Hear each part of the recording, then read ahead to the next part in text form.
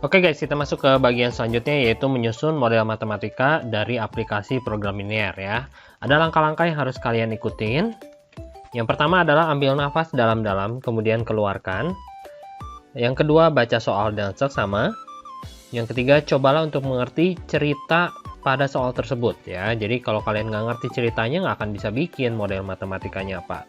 Terus, posisikan diri kalian sebagai subjek pada cerita tersebut. Meskipun di soal ceritanya nanti namanya Ali, Budi, dan Cindy misalnya, ya kalian cobalah untuk menjadi subjek dari cerita tersebut agar lebih mudah dimengerti. Kemudian nomor 5, misalkan jumlah yang belum diketahui sebagai variabel X dan Y. Nah, kita udah masuk nih ke model matematikanya sebagai X dan Y. Buatlah pertidaksamaan yang sesuai dengan cerita tersebut. Pilihlah tanda pertidaksamaan yang tepat. Bisa lebih besar, bisa lebih kecil, atau lebih besar sama dengan, atau lebih kecil sama dengan ya. Jangan lupa, karena ini adalah aplikasi dalam kehidupan sehari-hari, maka biasanya X itu harus lebih besar sama dengan 0, karena bendanya itu nyata, nggak ada yang negatif ya. Dan Y-nya juga harus lebih besar sama dengan 0, harus ditambahkan di model matematikanya. Kalau kalian nggak tambahkan, berarti ada sesuatu yang kurang ya, kurang tepat. Jadi mungkin ada pengurangan poin.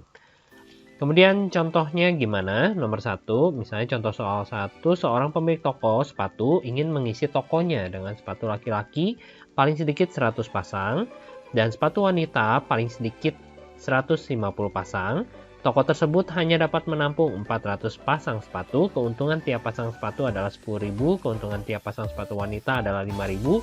Jika banyak sepatu laki-laki tidak melebihi 150 pasang, maka tentukanlah model matematika dari permasalahan di atas. Oke, saya akan ajarin kalian dua metode. Yang pertama adalah metode langsung. Jadi kalau metode langsung itu kalian langsung lihat di soalnya tuh ada benda apa aja. Ya, yang pertama adalah ya tentunya banyak sih, ada toko, ada seorang pemilik ya, ada orangnya, ada sepatu laki-laki, ada sepatu perempuan. Tapi yang ditekankan di sini adalah sepatu laki-laki dan sepatu wanita ya. Nah, inilah jumlah yang kita tidak ketahui. Tapi Sir, itu kan ada sepatu laki-laki paling sedikit 100. Benar, paling sedikit 100. Tapi kan kita nggak tahu pastinya berapa kan. Bisa 110, bisa 105, bisa 120, bisa 200, dan sebagainya. Nah, itu adalah jumlah yang tidak diketahui. Untuk jumlah yang tidak diketahui itu dimisalkan sebagai X dan Y. Jadi saya misalkan sepatu laki-laki ini sebagai X dan sepatu wanita itu sebagai Y ya. Kemudian kita harus terjemahkan satu persatu kalimatnya. Yang pertama adalah yang warna hijau ini, sepatu laki-laki paling sedikit 100 pasang ya. Dari kalimat yang hijau saya bakal mendapatkan pertidaksamaan X karena sepatu laki-laki itu adalah X paling sedikit. Paling sedikit itu berarti harus lebih banyak ya, dan paling sedikit 100 itu artinya 100 masih boleh ya. Kalau kalian bingung lebih besar atau lebih kecilnya, analogikan seperti ini. Misalnya kalian disuruh ibu kalian untuk pergi ke warung untuk membeli telur. Misalnya, Budi tolong dong beliin telur paling sedikit 3. Nah, itu artinya kalau kalian pulang bawa 3 masih oke, pulangnya bawa 4 masih oke, pulangnya bawa 2 ditabok gitu. Nah, jadi yang harus kamu pasang adalah lebih besar sama dengan ya, lebih besar sama dengan 100. Jadi X lebih besar sama dengan 100 gitu ya. Pakai analogi dengan angka-angka yang lebih sedikit dulu biar kalian lebih mengerti.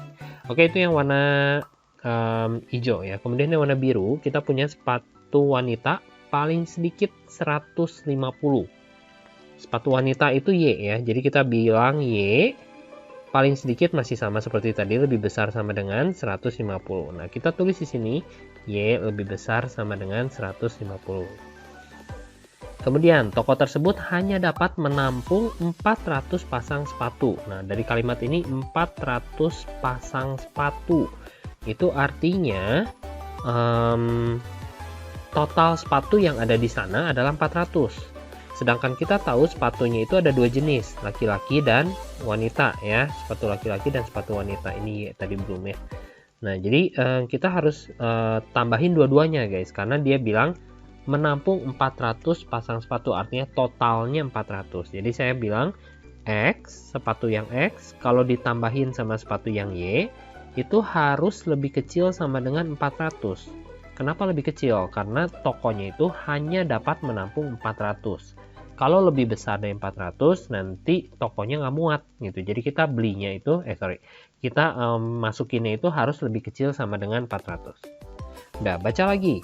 Kemudian yang selanjutnya adalah keuntungan tiap pasang sepatu laki-laki adalah 10.000. Keuntungan tiap pasang sepatu wanita adalah 5.000. Nah, ini adalah tujuan kita. Kita jualan toko. Jualan sepatu. Kalau pengen jualan sepatu, kita pengen dapat untung kan. Nah, itu berarti target. Target itu lambangnya Z. Z sama dengan 10.000 X, karena satu buah pasang sepatu laki-laki itu adalah 10.000. Kita punyanya se-X pasang sepatu laki-laki, berarti 10.000 X ya. Kemudian untuk yang sepatu wanita 5.000 harganya, satu biji. Jadi 5.000 kali jumlahnya adalah Y, seperti itu. Nah, masih ada satu lagi yang belum kita bikin. Ini karena sepatu laki-laki saya pakai warna hijau lagi. Sepatu laki-laki tidak boleh melebihi 150 pasang. Itu artinya berarti X lagi ya, X nggak boleh lebih, berarti harus kurang gitu. Kurang dari 150. Nah, jadi kita tambahin lagi di sini X lebih kecil sama dengan 150. Dah, inilah semua model matematikanya sebelum kita tambahkan yang normalnya. Normalnya adalah X harus lebih besar sama dengan 0 dan Y harus lebih besar sama dengan 0. Tapi untuk soal yang ini kita tidak perlu menambahkan ini. Kenapa? Karena sudah diwakilkan oleh untuk yang Y ya. Untuk yang Y sudah diwakilkan oleh Y lebih besar sama dengan 150. Berarti dia nggak mungkin negatif karena udah pasti lebih besar. Dan yang X juga sama, udah diwakilkan oleh yang ini. Jadi kita tidak perlu menambahkan X lebih besar dari sama dengan 0, Y lebih besar sama dengan 0. Gitu. Yang ditanya adalah model matematika. Kalau ditanya model matematika, selesai sampai sini, nggak usah diapa-apain lagi. Ya, ini model matematikanya. Jawaban kalian adalah segini. Nah, ini model matematikanya. Oke. Kemudian selanjutnya, contoh soal nomor 2, seorang pembuat kue mempunyai 8 kg tepung dan 2 kg gula pasir. Nah, untuk yang ini saya akan mengajarkan metode yang kedua. Metode yang kedua itu menggunakan tabel. Nah, jadi kita punya tabel seperti ini. Nah, tabelnya kayak gini. Biasanya sih dia ada 2 kategori ke kanan, 2 kategori ke bawah ya. Nah, kita baca dulu kita punya barang apa aja. Yang pertama kita punya tepung dan juga gula pasir. Yang ingin membuat 2 macam kue, yaitu kue dadar dan kue apem. Nah, ini agak bingung untuk menentukan siapa X, siapa Y ya. Pokoknya triknya adalah yang tidak ada jumlahnya itu X dan Y. Kalau tepung kita udah tahu dia ada 8 kilo. Ya udah pasti 8 kilo. Nah, jadi bukan tepung X-nya. Untuk pasir juga sama, gula pasir. Kita punya 2 kilo. Nah, ini bukan Y-nya juga. Tapi kue dadar, kalau kalian baca sampai akhir, kue dadar itu nggak ada jumlah kuenya berapa, nggak tahu. Nah, jadi itu yang kita misalkan. Jumlah kue dadar, atau saya singkat dadar aja ya. Kue dadarnya kita anggap sebagai X dan kue apemnya kita anggap sebagai Y gitu. Nah, untuk yang sebelah kanannya, kolomnya itu diisi dengan komponen yang ada di dalam kue dadar dan kue apem. Kue dadar dan kue apem itu dibuat menggunakan gula pasir dan tepung ya. Kita masuk ke kalimat selanjutnya. Kue dadar dibutuhkan 10 gram gula pasir dan 20 gram tepung. Nah, jadi yang ini adalah gula pasir dan juga tepung ya. Nah, gula pasir sama tepungnya nggak usah kasih X ya. Oke. Nah, kue dadar itu membutuhkan 10 gram gula pasir. Jadi kita simpan 10 di sini, 10 gram. Satuannya harus sama semua ya. Kalau 1 gram semuanya harus gram. Kemudian yang tepung 20 gram simpan di sini untuk kue dadar. Kemudian untuk kue apem membutuhkan 5 gram gula pasir dan 50 gram tepung. Jadi kita simpan di sini 5 gram gula pasir dan juga 50 kg tepung. Oke. Nah, kalau udah, ini buat apa? Yang ini nih, yang warna biru, 8 kg tepung sama 2 kg pasir adalah baca ceritanya. seorang pembuat kue mempunyai itu berarti totalnya kan, total yang ada di rumahnya dia itu 8 kg. Seperti yang tadi saya bilang, satuannya harus sama. Kalau kita mainnya tadi gram, ini juga harus gram. Berarti ini kita ubah dulu ya. Ini jadi 8.000. Artinya si pembuat kue ini punya 8.000 gram tepung dan dia punya 2.000 gram gula pasir. Jadi kita simpan di sini. Bikin lagi tabel 1. Untuk gula itu totalnya adalah 2.000 gram. Nah, ini totalnya. Totalnya untuk yang gula sama tepung, oke. Terus dia punya tepungnya 8.000. Dah. Nah, yang perlu kita perhatikan adalah 10 gram ini, 10 gram yang ini itu hanya untuk membuat satu buah kue. Jadi kita kalau bikin X kue dadar, ya berarti 10X. 10-nya harus dikali X. Kemudian yang 5 juga sama. Yang 5 ini itu untuk membuat satu buah kue apem. Jadi ditambah lagi 5 dikali jumlah kue apem, yaitu Y. Dan totalnya itu 2000. Kalau totalnya 2000, kita nggak mungkin bikin lebih dari 2000. Berarti harus lebih kecil sama dengan. Gitu ya. Kemudian yang kedua, untuk yang tepung. Untuk tepung, kue dadar itu membutuhkan 20 gram tepung untuk satu kue ya. Berarti 20-nya harus dikali jumlah kue, yaitu X. Ditambah 50 dikali jumlah kuenya, yaitu Y, harus lebih kecil dari 8.000. Kenapa lebih kecil? Ya karena dia punya tepungnya 8.000. Kita nggak mungkin bikin lebih dari 8.000, nanti tepungnya nggak cukup gitu. Nah, kesulitannya di sini ya, kalian harus tentuin lebih besar atau lebih kecilnya sesuai dengan cerita. Nah, setelah seperti ini, yang tadi saya bilang X itu harus lebih besar dari 0, Y itu harus lebih besar dari 0, karena kue dadar nggak mungkin negatif, kue apem nggak mungkin negatif, jadi dia harus lebih besar dari 0. Gitu ya. Nah, ini adalah model matematikanya tanpa Z. Kalau dia mau minta sama Z, berarti Z-nya adalah tujuan kita adalah jualan. Jualan tentunya pendapatan. Pendapatannya dari mana? Dari sini. Ada 300 gram, 300 rupiah untuk kue apem, kue dadar. Untuk kue apem dijual 500 rupiah. Nah, ini berarti tujuan kita.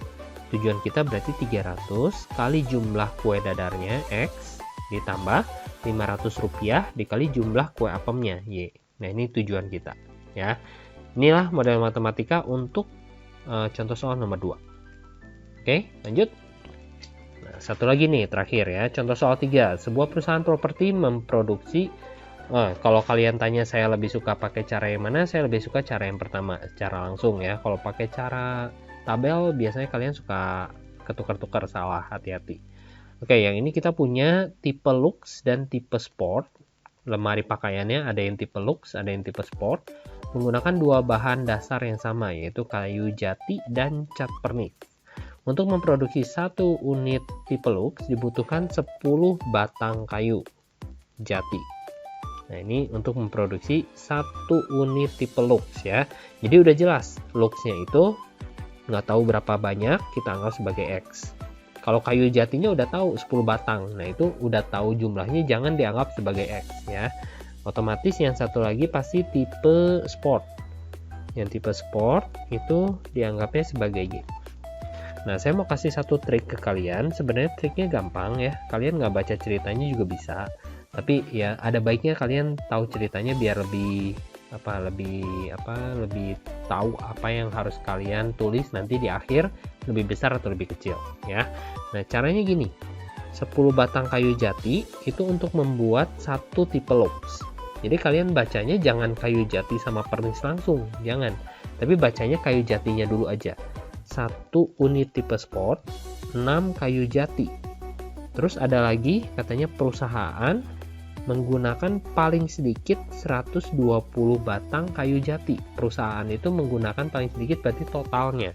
Totalnya itu paling sedikit 120 kayak gitu. Ya, jadi yang dari warna hijau ini kita bisa buat satu model matematika, yaitu 10 kayu jati untuk tipe Lux berarti 10X ditambah 6 kayu jati untuk tipe Sport berarti 6Y ya. harus paling sedikit 120 katanya. Paling sedikit itu berarti lebih besar sama dengan 120. Nah, seperti itu. Kayak itu yang warna hijau. Kemudian yang warna biru. Untuk yang warna biru kita lihat sekarang cat pernis. Cat pernis untuk lux itu 3, cat pernis untuk sport itu 1, dan cat pernisnya itu paling sedikit 24. Berarti kita bisa simpulkan 3x untuk lux.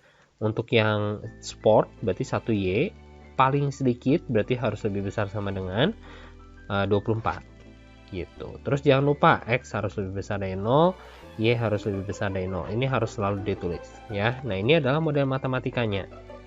Tapi ada satu lagi guys. Ada 2 lagi malah ya. Ada yang ini, ada yang warna ungu. Tipe lux paling sedikit 2. Dari tipe lux paling sedikit 2 itu berarti kita bisa bikin tipe lux itu tadi X ya, berarti X lebih besar sama dengan 2. Tipe sport paling sedikit 4, tipe sport paling sedikit 4 berarti Y lebih besar sama dengan 4. Tuh banyak ya, jadi kalau banyak kayak gini nanti kalian gambar si daerahnya juga pasti bentuknya aneh gitu. Oke, tapi untuk kali ini cuma ditanya sampai model aja ya. Ada satu lagi untuk target yang belum kita bikin. Untuk target kita lihat yang warna kuning. Target kita adalah biaya produksi ya. Jadi menghitung biaya produksi. Nah, itu target. Z sama dengan Rp40.000 untuk tipe X ditambah 28.000 untuk tipe Y. Nah, ini Z-nya. Gitu ya. Jadi kita belum ngitung sampai nilai maksimum minimumnya. Kita cukup buat model matematikanya dulu untuk minggu ini. Nanti di video selanjutnya baru kita lanjutin ya. Oke, hari ini sampai sini dulu. Thank you guys. Bye bye.